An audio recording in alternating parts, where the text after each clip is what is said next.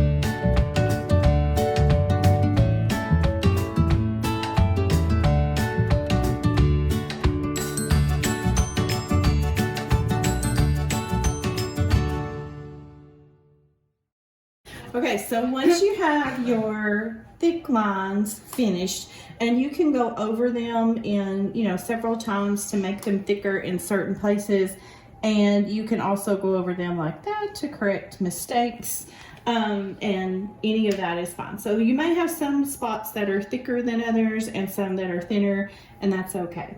All right, so we're going to switch over to our thin Sharpies. And inside each one of these areas, you're going to make some sort of pattern. And pattern is just when you take a line and you repeat that same line over and over again. So, and this is a good time, like when you have a place like that or like that where you've made a mistake, those are places where you can disguise those. So I'm going to start with like a dashed line. So pick out a spot where you want to make dashes. And I'm going to pick out this little circle right here. So you're just going to start making your dashes.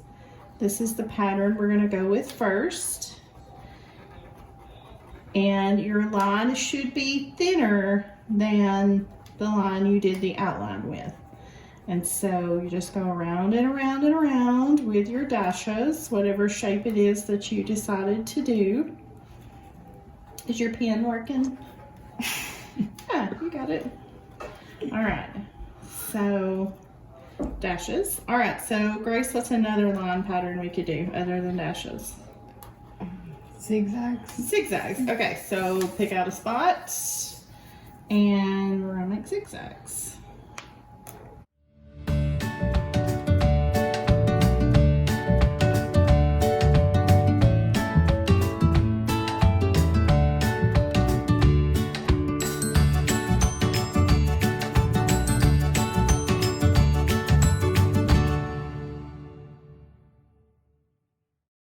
I want to do polka dots, so I'm going to color my polka dots in, but you can leave them open if you want to.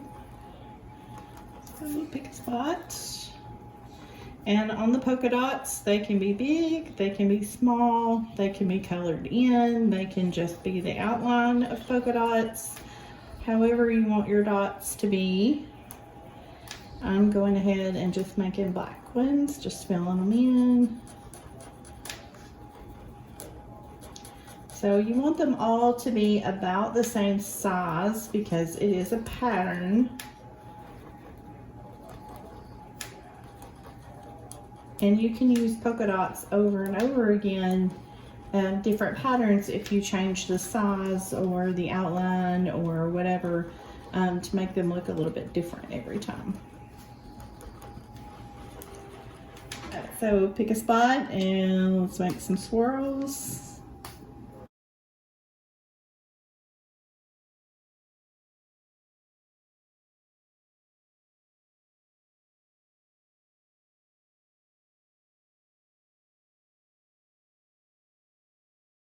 All right, so let's do some stripes.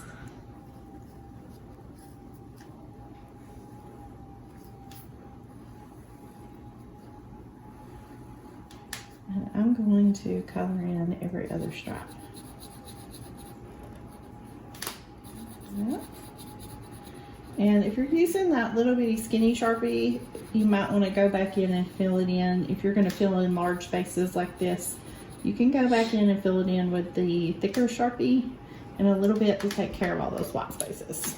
All right, so I messed up right there and made mine come down. So we're gonna make that blend in and we're gonna make a checkerboard. All right, Grace, do you know how to make a checkerboard? Yes. Okay. So when you finish your stripes, you do the checkerboard. And with the checkerboard, you fill in every other square. All right, so we're going to continue filling in all of our patterns, and at the end of the video, I'm also going to have some resources for you to find different patterns. Okay, so now Grace and I have gotten all of our patterns finished, and it's harder than you think to come up with that many patterns. So I know that I kind of started thinking of some things that I like in nature. So I did a pattern with leaves, and I did a pattern with butterflies, and stars and sunshine. So you can think about things like that to help you come up with your patterns too. All right, so what did you think of? flowers, lace, stripes. Very good. To me, that one kind of looks like a piano. Oh yeah. I like that. Kind of looks like piano keys. All right, so once you have all of your patterns finished, you're going to start coloring in the background parts. And this is really going to make your pattern parts show up. And some people like to color all the background one color, which is totally fine. And then some people like to color each section of the background a different color. So whichever way you want to do it is fine. All right, so what are you going to do? All one color or mix it up? Mix it. Mix it up. Okay, then I'll go all one color so we have one of both. All right, so I'm going to do yellow, I think, for my background color.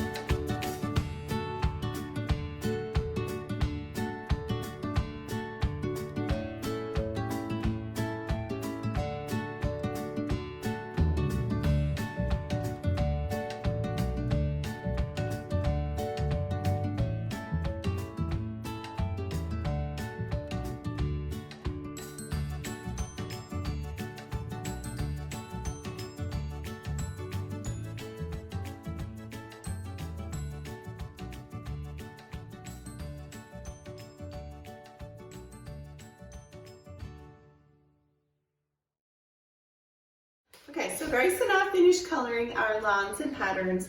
I did mine with the solid color background. She did hers with the different colors backgrounds.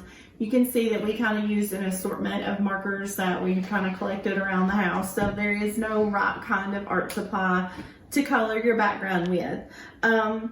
Again, if you had trouble with lines and patterns, I am going to put some resources at the end so you can go back and do those.